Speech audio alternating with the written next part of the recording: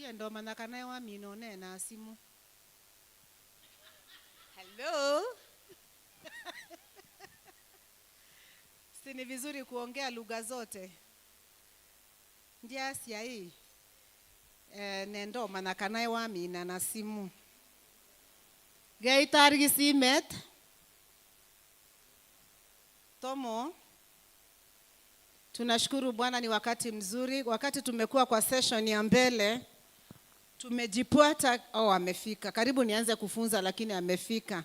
Bwana asifiwe. Tumkaribishe mwalimu wa leo Mary kwa makofi mazuri. Nafikiri nimesema makofi mazuri. Asante. Asante.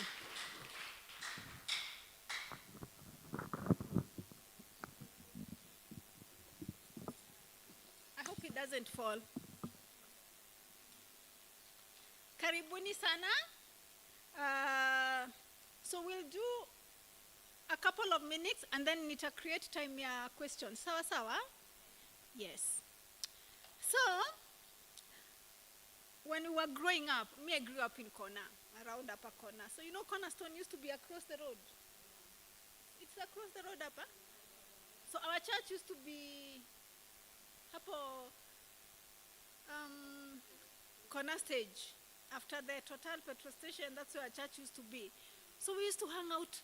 Kulikuwa na watu walikuwa naitoka Tunzi. Unakumbuka? Sijui kama unakumbuka. So we used to have concerts at Cornerstone, and we just move between churches like this.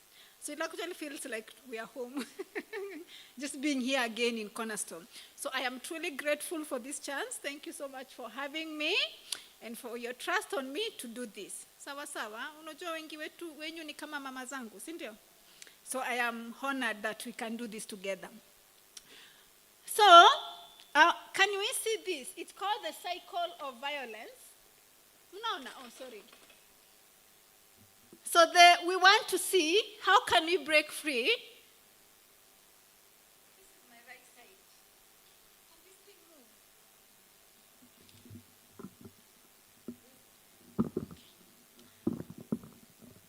move? So, when a traumatic event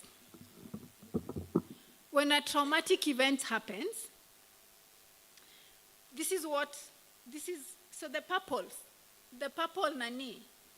purple line will demonstrate how we become like the victims. No, na? Alafu, the hurting others or the aggressor will be red, and then how do we break free? Sawa sawa? So when a traumatic event happens, of course we experience isolation and avoiding others. Kuna watu wameenda? All the young girls. Okay, so there's the isolation and avoiding others. We can experience even what you call physical illness. Unajua, hizi mili zetu, they carry a lot of pain.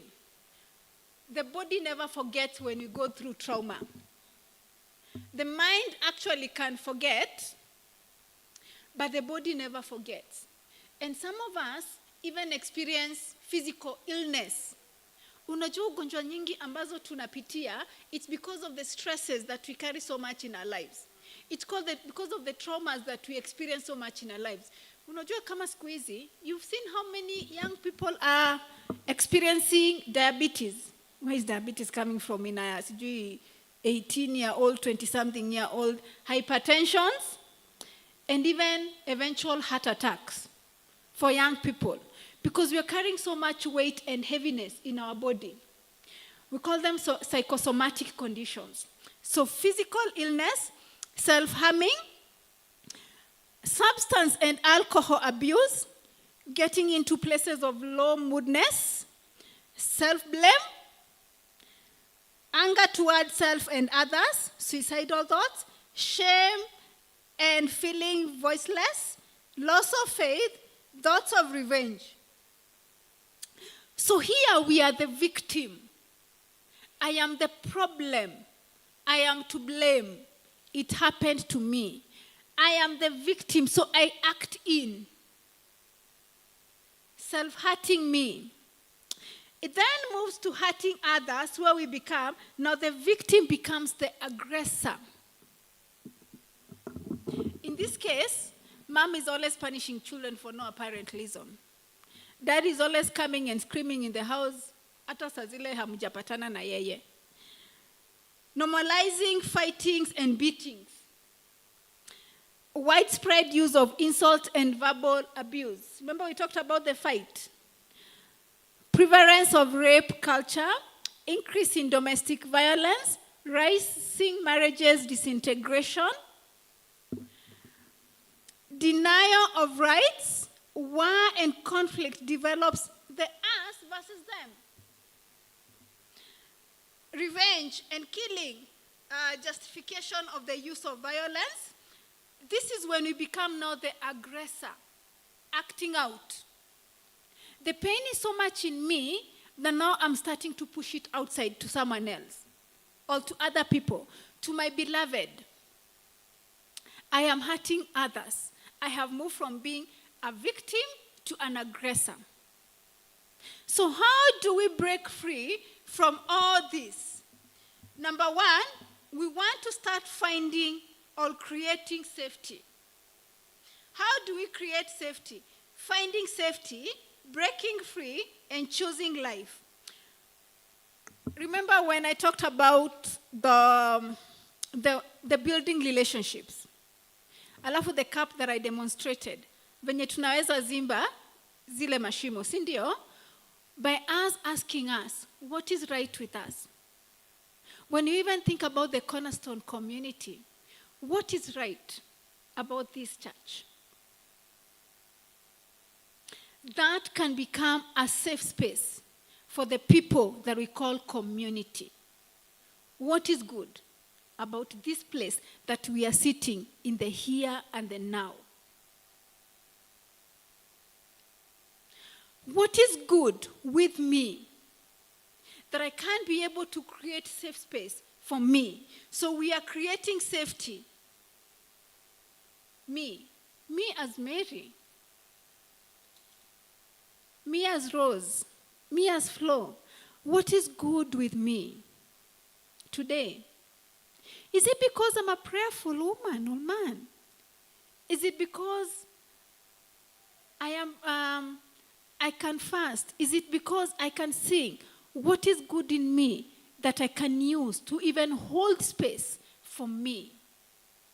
You create safety, and then when we create safe space, of course there is security and development. You know, there is safety and security.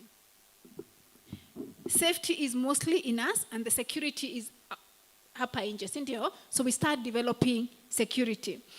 And then system reforms, and of course rule of law. That's also quite external. And then protecting and repairing relationships. Respect. Do we respect the people that we call our own, including me? Never forget starting with you. When you think about even respect, do I respect me? Do I honor me? Do I love me? It has to start with you. Wewe. Inaanza na wewe alafu inatoka. Because you can only give as much as you have. Kama sina chochote, I cannot be able to give. And that's why even us as these people that we heal, that we try to create spaces for healing as a psychologist, I have my supervisor that I visit twice a month, every fortnight. Because I need to be cared for. So that I am a safe space when I'm holding space for people when they come to see me. I go through supervision. I go through counseling, personal therapy, two times a month, every fortnight. So this fortnight, it's the supervision, and then the next fortnight is the counseling. Because even me, I have my own struggles, and I need to protect and repair relationships. Acknowledging mistakes and harm done. Remember when we talked about the ACEs? Cindy, those things, as you went out for break, did we get to sit and reflect? What are some of the things that have happened in me? That awareness. so that you can even start healing and repairing the relationship with yourself. And then we start repairing relationship with others. Of course, choosing to forgive and move forward. Understanding the root cause. So when we are exploring the shared identities, like for example, when we sit here as a church community,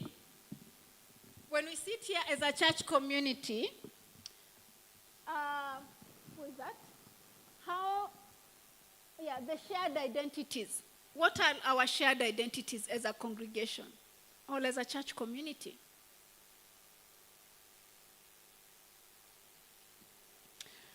So strengthening resilience, that's accepting reality. Some realities, like we are in Kenya, we can't change it. We have to sort KRA every end month. We are voting in the next 2 months. 2 years, is it 2.5 years, basically? That's our reality. How do we strengthen resilience? First, we have to acknowledge my reality. My reality is that I work in that job. My reality is that I'm a firstborn of so-and-so. I'm a first daughter of so-and-so. It's a reality.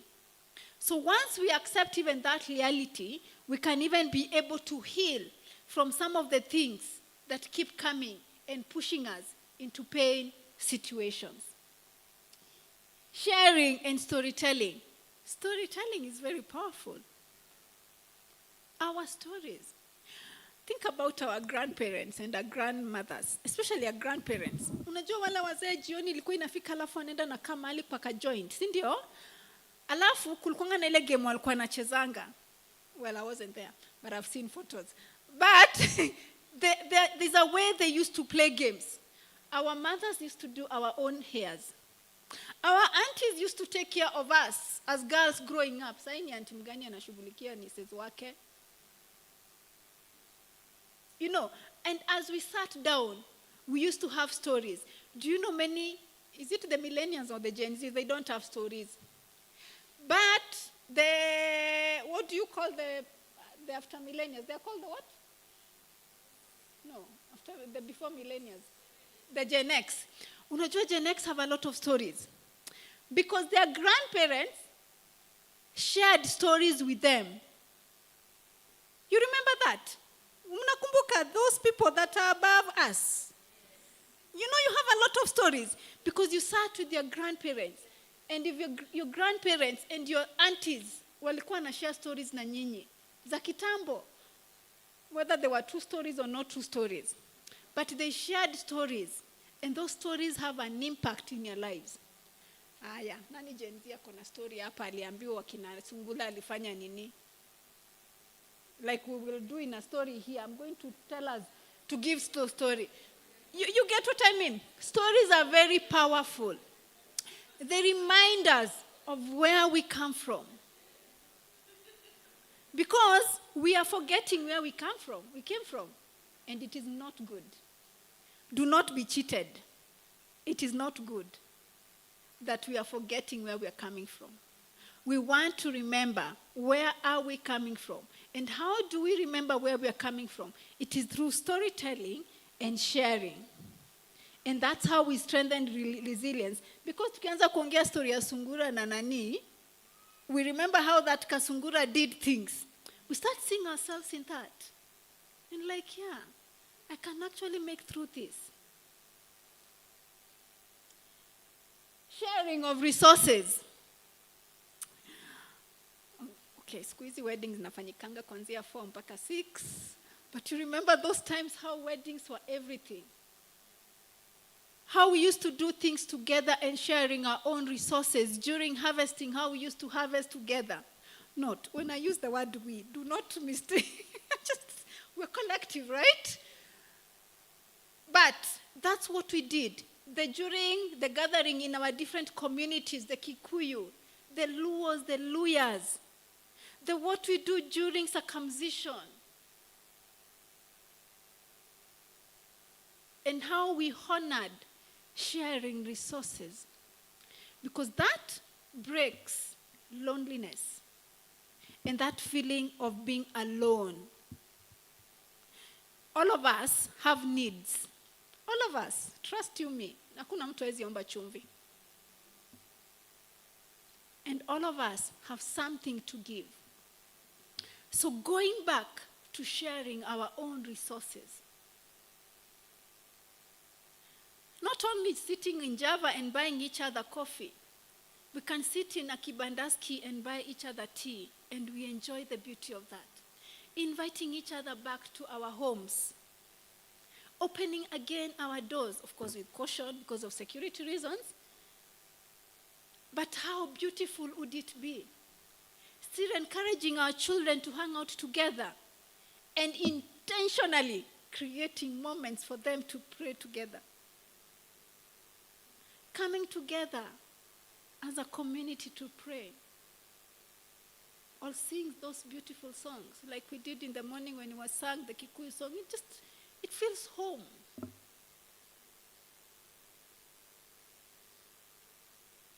How do we go back to our beautiful Luo, Kisii songs, Luya songs, and celebrate them? So that's strengthening resilience. And then, of course, now we have the healing-centered engagement, which is the inner peace and peaceful coexistence, and house honest dialogues. Honest dialogues of what happened and how can we be able to deal with some of these pains. Mtu akikukosea, how do we go back to having honest dialogue and saying, well, it shouldn't have been done that way. It needed to be done in a different way. Now let's read a certain story, or let's hear a certain story. So, I want someone to tell us this story.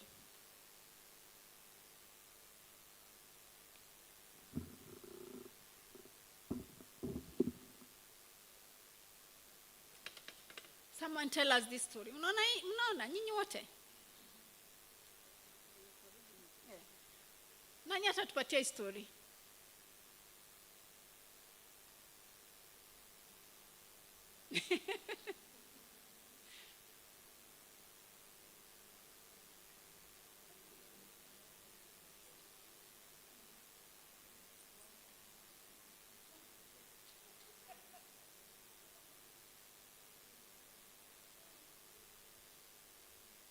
Tunaweza anza tukiendelea, mmoja anaweza sema hii, it's a very big long story but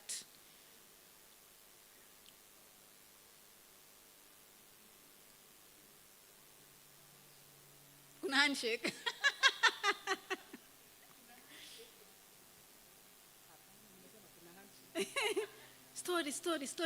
Story time. Remember tumesema aje? How do we strengthen resilience? Storytelling and sharing. Let's say the story.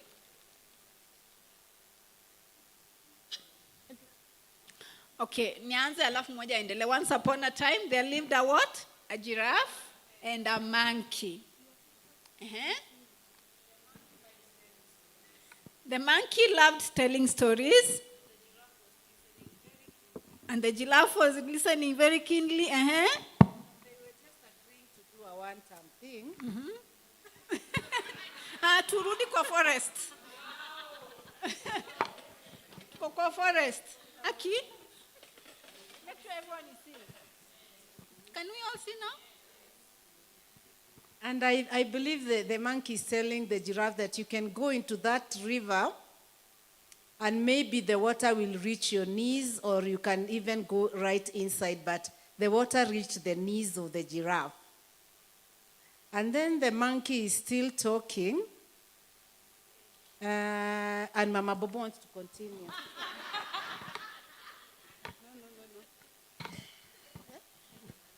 What do you think the monkey is telling the giraffe? What do you think the monkey is telling the giraffe here?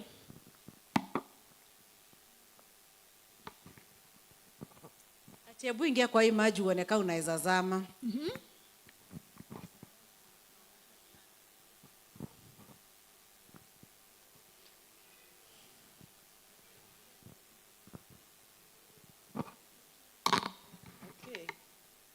The monkey is insisting the giraffe to kneel down and take water to the river. No, I think.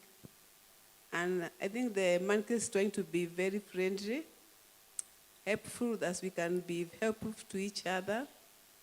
So the giraffe inakataa, I think. I don't know. Uh-huh. I'm trying. So the attributes of the monkey. What are the attributes of a monkey? When we think of a monkey, Storytelling. storyteller, jumping. Jumping. Where does it hang out? Juu ya mti. Yeah. Si ndio? What are the attributes of a giraffe? It has a tall neck. And it eats from the tree. Si ndio? What's the difference between them? Like when you can see who is intimidating who? Is it the monkey intimidating the giraffe or the giraffe intimidating the monkey? Because of my long neck, I can eat what I want there. It's the giraffe, right? And so unaona hiyo story bado inaendelea. So the monkey decides, mtu anaringa sana. This animal is taking advantage of its tallness. So I need to bring it down. Exactly, right? So the monkey introduces what? The water. And tells the monkey, what do you think the giraffe would go looking for in the nini? Ebu sema?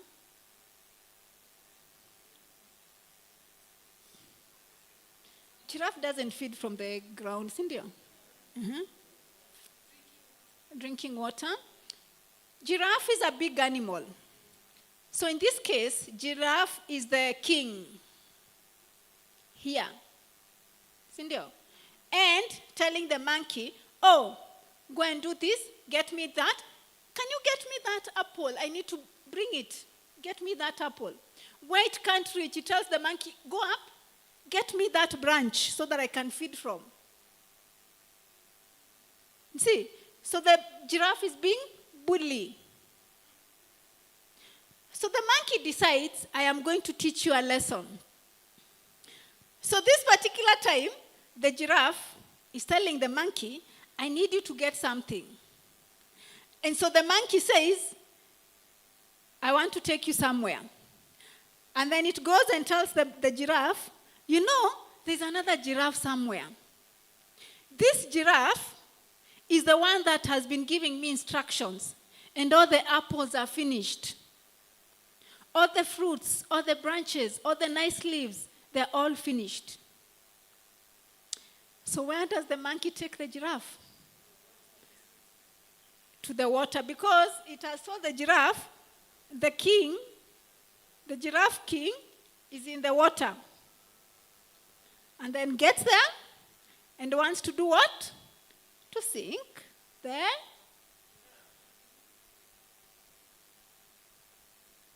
What is the moral of the story? Nimemaliza story.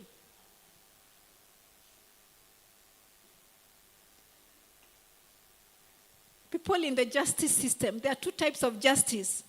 There is what justice?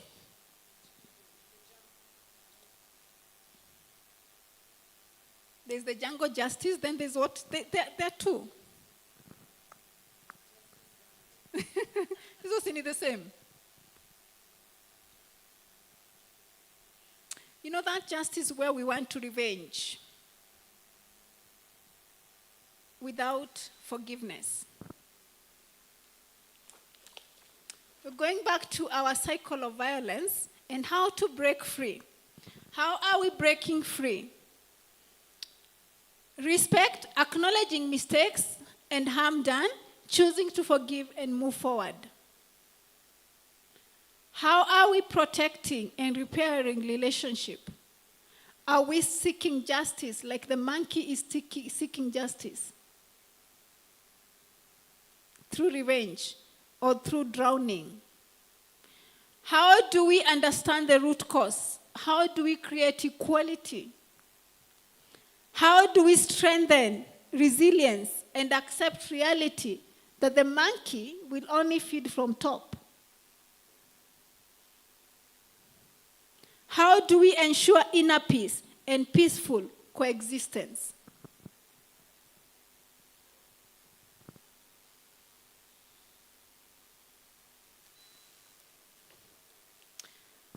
Social Engagement Collective, we only start most of the time because of the pain we have experienced, because of the traumas and the bad things that we have experienced in our lives. We always start in a place called we can't.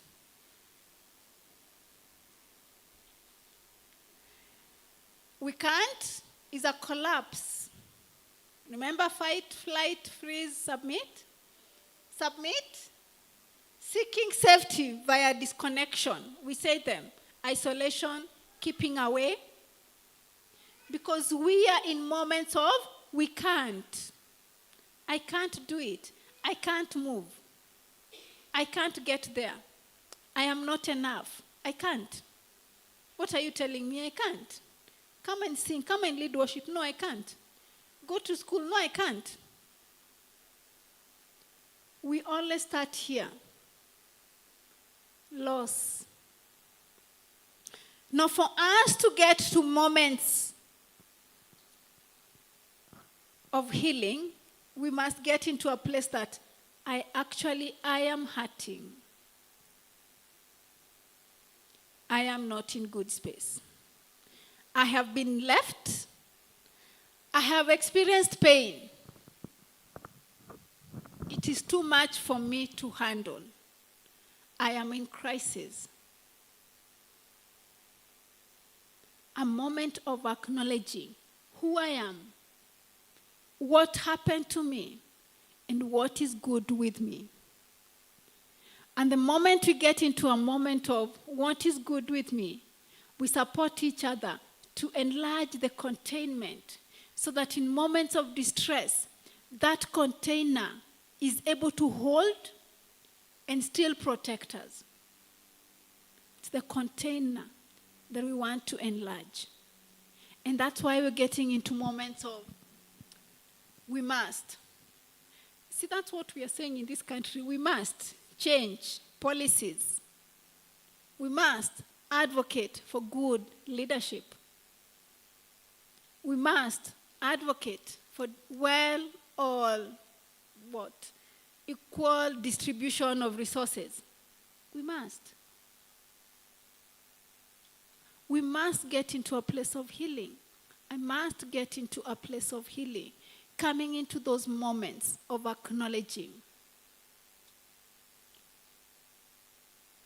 And when we get into moments of seeking safety through action, like we are seeking safety through action, we get into, I can, wait, I actually can.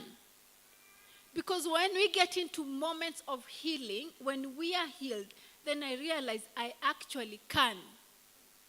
I can move, I can speak, I can work, I can be married, I can marry, I can confront and be assertive, I can forgive, I can lead, I can lend. I can go and tell them it is not time. I can stop pretending and living the me. The I can moments of realization. 1 minute.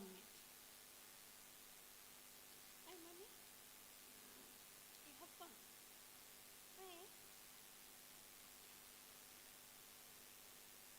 I have a girl who is going to the salon.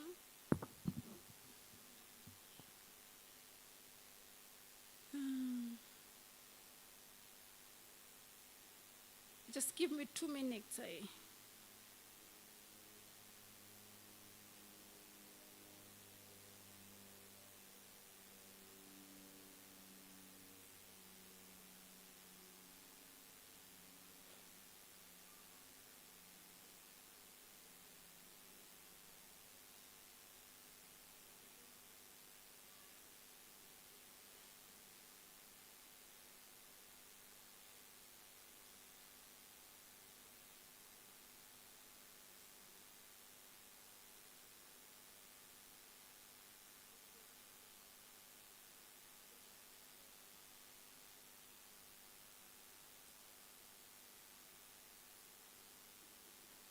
the reality of life that we live. You are here in sorting. We can. We must. And we are, yes.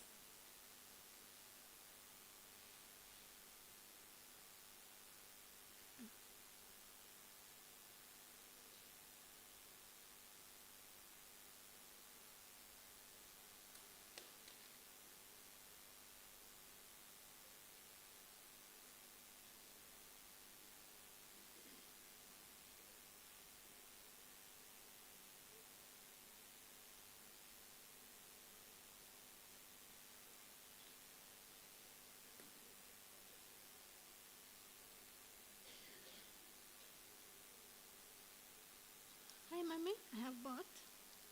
Hi. I have bought. Hi. I have bought for you. Okay. So when we get into moments of we can, we want to start reaching in and not just reaching out. Instead of even waiting for people to ask for help, how can we offer connection gently and very respectfully? We want to ask, would you like company or even silence? Do you want someone to just sit with you today? It's through connection, where we are hearing each other, where we are meeting them, where they are. Not just as ingine we tell them, but they never came for help. But what did you do? Did you reach out to them? Lakini kwa nini asemangi?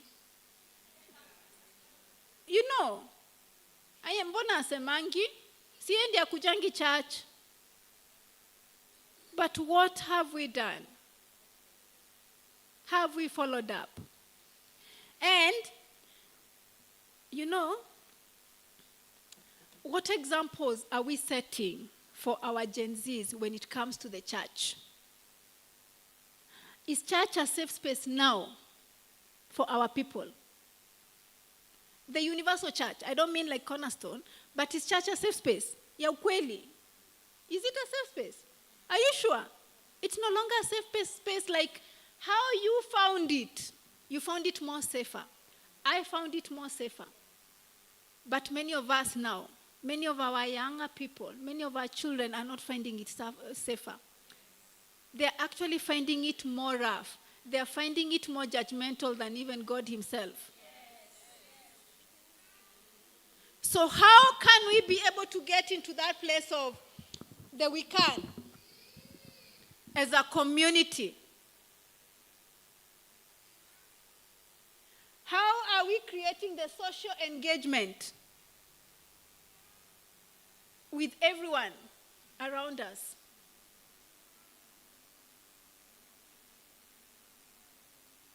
Can we experience safety? Is it secure? Safety and security. Is it safe? Is it secure?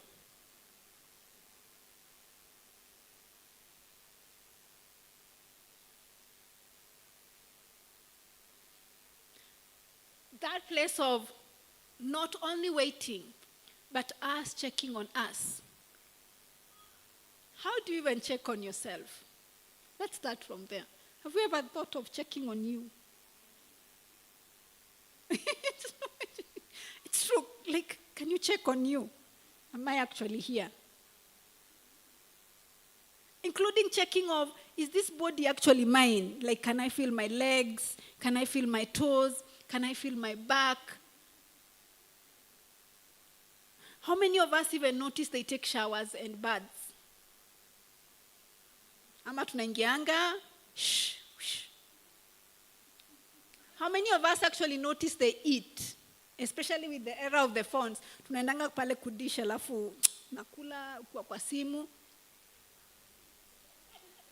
How many of us even sleep and rest? How many of us actually when you take your leave, you take your leave? Not taking your leave and going to work. Alafu kirudi job, akimia yenyewe nimechoka.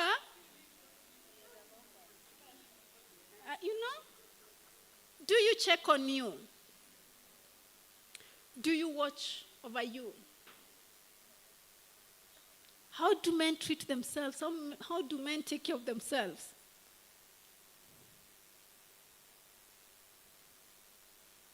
Men, apart from hanging out, alafu unaenda unadanganya ati mna take drinks. Do you actually hang out? I know ladies actually hang out. Ladies can even take themselves for a solo date. But men, do you take yourself for a solo date? Acha tu niende tu nikajitreat. Eh? Ati? Amekata. Huh? They play that. Is that about you? It's a group of them. How do you check on you? How do you check on you whether you are there? How do you check on you? How do you treat yourself? How do you know you're treating yourself? So I can also pass somewhere, then nachoma kanyama yani. Hapo najicheki. He does that.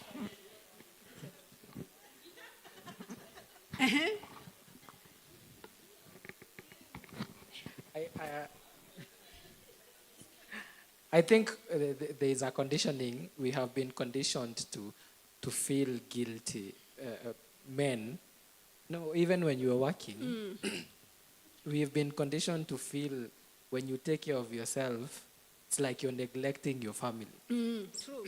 So even when you go to that date, you feel guilty. Feel guilty. Yeah. That's true.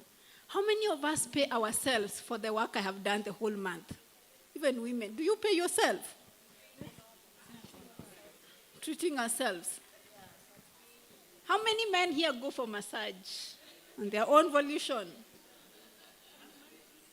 No, then let's start with the men. How many men here go for massage? Yani ushaijipeleka massage. Sio ile ya couple anniversary. The men. Matigegaria.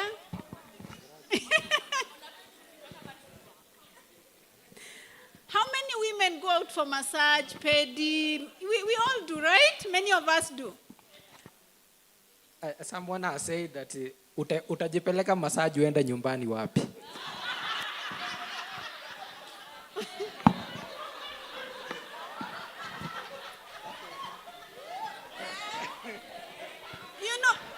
Look, and you see that's a masculinity problem of how they have been conditioned. It's men have been conditioned, even us as women. You get married and you lose yourself, so you start following someone else. This person has parents. Where ni partner wake? Like, how do we also create, even us as women, how do we create an environment where men can have their own lives and learn to take care of themselves? Because we never do that. We expect them to do that to us, but we don't allow them to do that to themselves. That's the problem.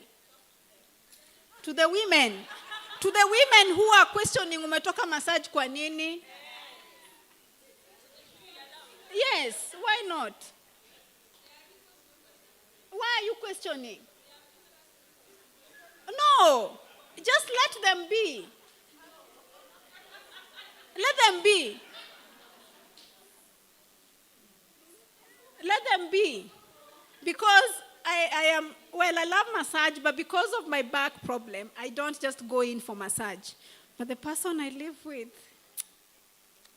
I think he does massage maybe 3 times a month. He takes himself for a pedicure, and I think, yes, every month he goes for pedicure.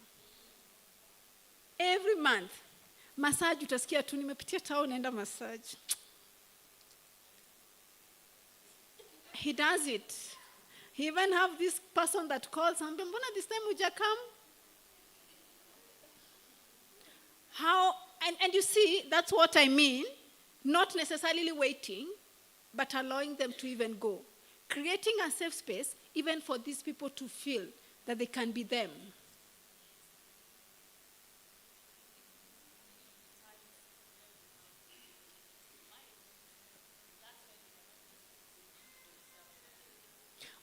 that negative mindset. It starts with us. Exactly, we should change. You found this person as a grown-up person, for heaven's sake. And he used to go for massage before you met him. Why are you stopping him? It's building the trust. It's insecurity, which is us. It is us who are not safe. It's not them. Okay, me because tuko live sitaenda sana.